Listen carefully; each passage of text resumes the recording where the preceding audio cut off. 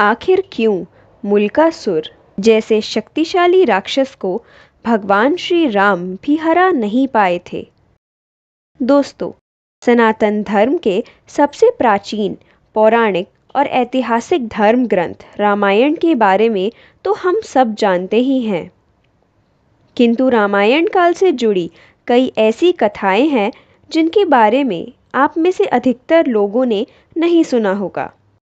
ऐसी ही एक कथा है कुंभकर्ण के पुत्र मुल्कासुर के बारे में, जो भगवान श्री राम से अपने पिता की मृत्यु का बदला लेने के लिए आया था और उसे मुक्ति श्री राम ने नहीं अपितु रामायण के एक अन्य महत्वपूर्ण पात्र के हाथों मिली थी।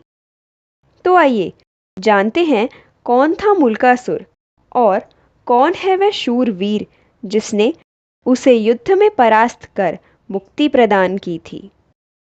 दोस्तों, यह कथा राम रावण युद्ध के बाद श्री राम जी के राज्य अभिषेक की है, जब भगवान राम लंका का राजपाट विभीषण को सौंपकर माता सीता और लक्ष्मण जी सहित अयोध्या लौट आए थे।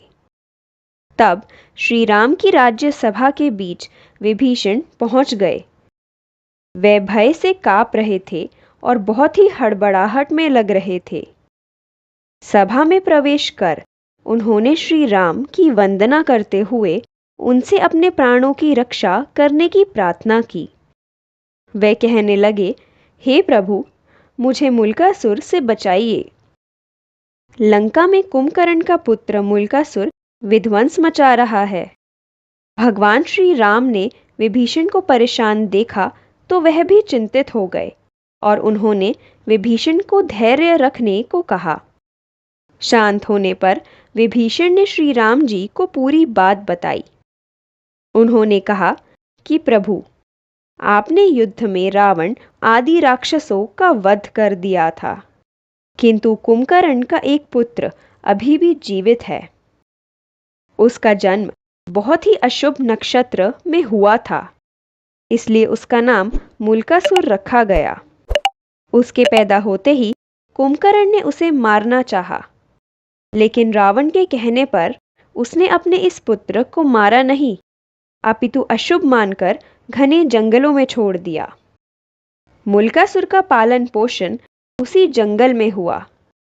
वह जब बड़ा हुआ तो उसने कठोर तप करके ब्रह्मा जी को प्रसन्न कर लिया और उनसे वरदान रूप में अमृत मांगा। लेकिन जब ब्रह्मा जी ने उसे अमृत देने से मना कर दिया तो उसने ब्रह्मा जी से वरदान मांगा कि उसकी मृत्यु किसी स्त्री के हाथों हो जो आजीवन पवित्र और सती रही हो। इस वरदान के बाद ब्रह्मांड में कोई भी पुरुष उसे नहीं मार सकता। अपने इसी वरदान और बल के घमंड पर वह भयानक उत्पात मचा रहा है। अब उसे पता चला है कि उसके पिता कुंभकर्ण को मार दिया गया है और लंका के राजा रावण का भी वध हो चुका है। लंका का राजपाट मुझे सौंप देने पर वह अत्यंत क्रोध में है और उसने घोषणा की है कि वह पहले मेरा वध करेगा और फिर आपको मृत्यु प्रदान करेगा। दोस्तों, जब प्रभु श्री राम ने विभीषण को लंका का राजपाट सौंपा था, उसके कुछ दिन बाद ही मुल्कासुर ने पातालवासियों के साथ लंका पहुंचकर विभीषण पर धावा बोल दिया था। विभीषण ने 6 महीने तक वीरता से मुल्कासुर से युद्ध किया, किंतु ब्रह्मा जी के वरदान के कारण मुल्कासुर इतना ताकतवर हो गया था कि कोई भी उसका सामना नहीं कर पा रहा था। इसी कारण से विभीषण को विवश होकर लंका छोड़कर भागना पड़ा और भगवान श्री राम के पास सहायता लेने आना पड़ा। दोस्तों, आखिर इसके बाद क्या हुआ? मुल्कासुर को किसने और कैसे मारा, जानेंगे बहुत जल्द वीडियो के अगले भाग में।